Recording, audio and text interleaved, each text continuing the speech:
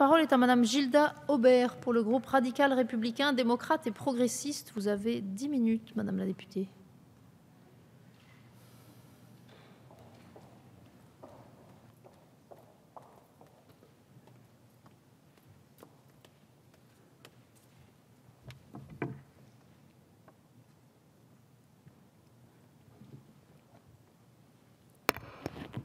Merci Madame la Présidente.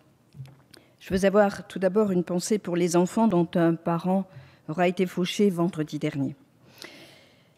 Madame la Présidente, Madame la Ministre, Madame la Présidente de la Commission des Affaires sociales, Madame la Rapporteure, chers collègues, je voudrais, Madame la Ministre, vous dire que cette proposition de loi touche au plus profond notre responsabilité d'adultes et évidemment nous ne pouvons que la saluer. Un enfant, n'est-ce pas le rôle des adultes de le protéger? N'est-ce pas le rôle de la loi de le faire? Qu'ils soient d'ici ou d'ailleurs, les enfants ont cette spontanéité qui nous fait sourire, cette fragilité qui nous émeut. Il leur arrive d'être victimes ou témoins de mots ou d'actes de violence, de maltraitance. Nous devons les rassurer, leur apporter protection. On dit parfois que les enfants sont cruels entre eux, pas davantage que peuvent l'être les adultes. Certes, les dispositifs qui préviennent le harcèlement à l'école sont à saluer. Il faut les mettre en œuvre. Les enfants savent cerner l'injustice. Ils nous le prouvent dans leurs propos. Nous devons la proposition de loi relative à la protection de l'enfant qui nous ressemble en deuxième lecture aujourd'hui aux sénatrices Michèle Meunier et à la sénatrice Muguette Dini, que nous remercions. L'enjeu de ce texte est de renforcer, d'améliorer la prise en charge des enfants et des jeunes en difficulté, et ce de façon équitable sur l'ensemble de notre territoire. Il a par ailleurs vocation à améliorer la mise en œuvre de la loi du 5 mars 2007, réformant la protection de l'enfance, loi qui s'inscrit d'ailleurs dans la lignée de la Convention internationale des droits de l'enfant, dont nous avons fêté l'année dernière les 25 ans. Si nous reconnaissons les immenses avancées concernant la protection de l'enfant que ce texte introduit, j'y reviendrai, nous avons toutefois déposé un amendement et même sous-amendé. Je voudrais revenir encore sur le sujet.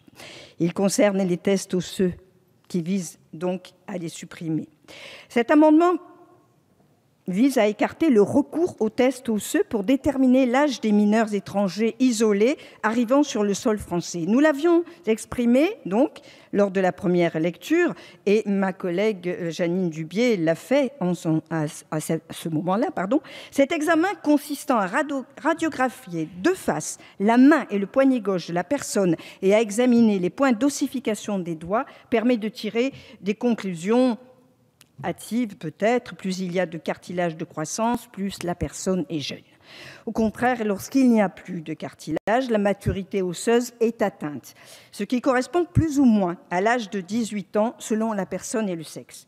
Cette comparaison s'effectue, comme l'avait mentionné notre collègue lors de la première lecture en commission, selon un atlas de référence réalisé entre 1931 et 1942 à partir d'une cohorte d'enfants américains selon des tranches de 6 mois à 1 an. La finalité initiale de cette technique était alors essentiellement médicale car elle était utilisée en particulier dans le suivi des maladies endocriniennes. Cependant, cet atlas n'a jamais été mis à jour, si bien qu'aujourd'hui, on puisse douter de la fiabilité de cette méthode qui est également remise aujourd'hui en question fortement par certaines instances, tant judiciaires que médicales. Pourtant, ces tests restent souvent utilisés sur des jeunes gens arrivant sur le sol français sans papier d'identité ou avec des papiers sujets à caution, et alors que la circulaire Taubira relative aux mineurs étrangers isolés précise que cet examen osseux ne doit intervenir qu'en dernier recours.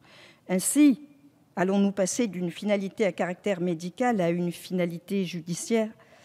Même s'il y a consensus sur le relatif manque de fiabilité des tests osseux, vous avez expliqué, Madame la Ministre, lors des débats au Sénat, que les différentes autorités de santé qui ont été consultées à ce sujet, qu'il s'agisse du Comité consultatif national d'éthique, de l'Académie nationale de médecine ou du Haut Conseil de la santé publique, n'ont pas exclu le recours à ces tests, à condition que la marge d'erreur soit prise en compte et qu'ils soient croisés avec d'autres modes d'évaluation médicale.